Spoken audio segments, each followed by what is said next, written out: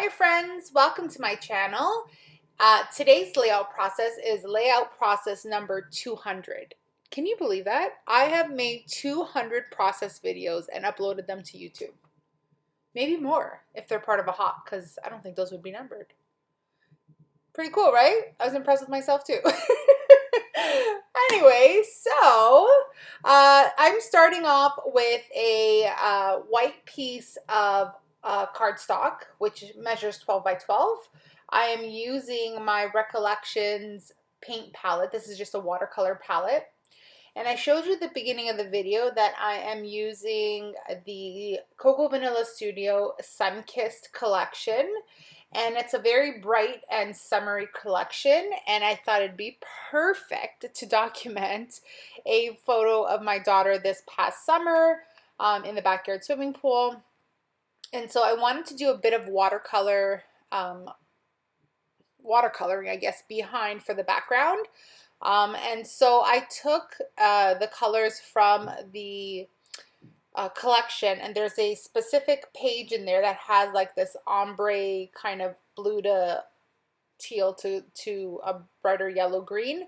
And so I wanted to mimic that with the watercolors, and I tried to mix the colors so that they were pretty close to the colors in real life. And I just used some water and some paper towel to kind of just blot off the extra. I did not gesso my paper. If you know me, you know that I'm a little bit of a lazy scrapbooker. I don't gesso. I can't be bothered. In the end, it ended up warping just a little bit. It wasn't terrible. Like, I mean, you'll see from the pictures, but I mean, I could totally live with that. It goes in an album and nobody sees it. So I've done the base here, and now I'm going back through and I'm going to add some darker pieces so that there's a bit of dimension. And I'm also going to go through and splatter some of the paint around. And we're going to just take all four of the colors and just splatter them through. At the end, I do take my Heidi Swapp Color Shine in the gold as well and go through with that as well. But for now, it's strictly the paint. And so I let this dry overnight, and I came back to it the next day. And the paper had dried and warped a little. But I mean, it was still perfect, and I had no issues with using it and adhering it to the pattern paper that I used as a kind of a grounding background. As you see here, I'm taking off about ½ an inch from each side. Actually, that's more like ½ inch from each side of the paper. And so I'm going to use this wood grain as the grounding point, and I'm also going to pull in some of that wood grain in the actual scrapbook page itself with the matting, and I think there's a couple elements as well as the wood buttons, and you'll see in just a second. So I'm taking my ATG gun and I'm putting a lot of tape. OGs know that Lina uses a lot of tape, and this was no exception, especially because I really needed it to stick properly. And as you can see, it's no big deal. It's fine. I'm using this cut file. I don't remember where I found this. I want to say on Pinterest, and oh gosh, I don't remember. But if you go to my Pinterest page, you'll find it there. And it says girls just want to have sun. But tell me, who doesn't love the sun? The warmth, the heat of the sun. And so I backed the cut file with some of the papers from the collection. This is the paper stack.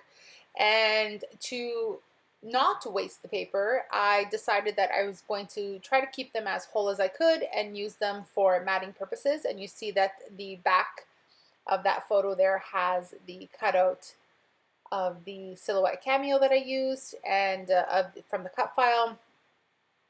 And no one can see after it's all glued together. Just doing my haphazardly but very cautiously placed matting. I'm saying a lot. What? I cannot focus. I'm adding some dimension there with some foam dimensional, just kind of the foam. And the same with the cut file. I like when things pop off the page. I don't like them to be so flat. I decided for the cut file that it needed two pieces of the foam, so it was slightly more elevated, and the picture only got one, I believe. I use my hot glue gun for everything nowadays. I used to strictly use my ATG gun, but ever since I discovered I could use my glue gun, which I was already using for all the things, I decided that that was the only way to do it. And so, yeah, that's the way it goes now. So now I'm taking the, what are these called? This is a die cut ephemera, and there's some palm trees, and I'm just using my hot glue gun for that as well.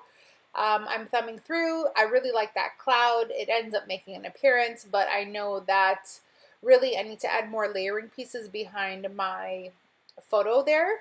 And so you'll see I do that with some tabs and with some label looking kind of pieces. This collection is so fun and summery. I just love it. This is some gold thread that I'm using. I'm going to tuck some in behind the well, there I'm doing it on the corner of the picture, but I'm also going to stick some behind the cut file. Let's see, there's the cloud.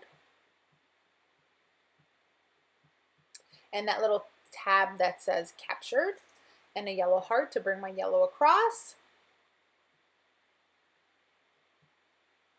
I have to say though that I really adore that Cocoa Vanilla Studio that Zoe, the designer, creates die cut ephemera, but then also includes floral ephemera. I think that's why they're, you know, most likely my most preferred and favorite paper crafting company, is because it's my style and it's what I gravitate to all the time. So I could be as loose and fun with it, or really make an impact with all the florals. There are also some florals in the die cut pack, and also a separate floral ephemera pack. I'm just taking some of the floral pieces now from the floral pack and adding them around my layouts. Some of the berry kind of looking pieces as well. I think those are really cute. If you don't know, I used to be a florist in another life. I used to do mainly weddings and events, mainly weddings, and so flowers are my jam and I miss it, but I've since moved forward. I do other things now. I'm also using the wood buttons, which I think are super cute. I'm tying in some of that darker blue there towards the bottom. And I'm also going to use a smaller button as well, I believe, at the top. Those hearts are really cute too. I decided why not use them, so they went everywhere. Also, please do not mind my jacked up manicure. I broke a nail, and we're going into season 3 here of the Rona, and I did not make it to the nail salon. She has since been fixed, so that's a good thing. And then, but in this video, I'm I'm working with a very weird looking nail there. I know you had to hear me. I'll get off my soapbox now. So I'm using some of the banners and just creating kind of like a bit of a story, but in single words there, or single sentences. We have happy days, good vibes only, sweet memories. Here I am taking more of this gold thread. I'm going to tuck it behind the cut file there. It's just something peeking through. Nothing crazy. I also love, love, love these tiny type kind of these words. These are my absolute favorite. And when I use Cocoa Vanilla Studio, they always somehow seem to make an appearance. Here we are, another heart. Here I am finishing off the layout with some Heidi Swapp Color Shine, like I mentioned. So it just adds that bit of gold, ties in the thread. Just sprinkled it with some love. And this is the layout for the most part. I hope you guys enjoyed my video. I hope you'll tune in for another one coming soon. I'm enjoying getting back into it. I mean, I have my office back, and an office tour will be happening very soon. I just have a few extra last minute kind of things to do to pull it all together, but for the most part, it's 99% done. I actually just need my kids to go back to school, which is happening on Monday. And if you're seeing this video, they're already at school. So yay! Thank you guys so much for watching, and we'll see you in the next video. Take care. Bye.